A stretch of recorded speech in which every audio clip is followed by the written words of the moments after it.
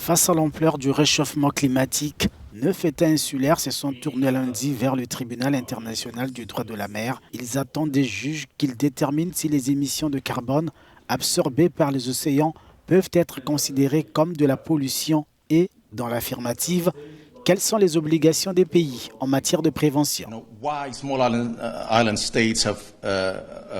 La raison pour laquelle les petits États insulaires ont pris l'initiative, ont été au premier rang en ce qui concerne cette initiative, c'est qu'il n'y a pas d'autres endroits où aller.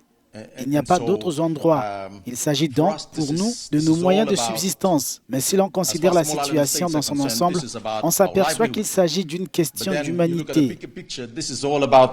La plainte vise des grands pollueurs qui doivent réduire leurs émissions. Les États insulaires attendent du tribunal basé à Hambourg en Allemagne des décisions juridiquement contraignantes, différentes de promesses, trop souvent foulées aux pieds.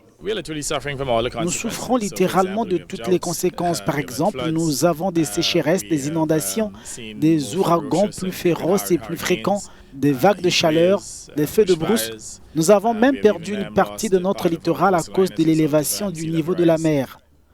Les États insulaires sont particulièrement exposés à l'impact du réchauffement climatique, avec notamment la montée des eaux. Au cœur de cette affaire se trouve le traité international qui oblige les pays à prévenir la pollution des océans.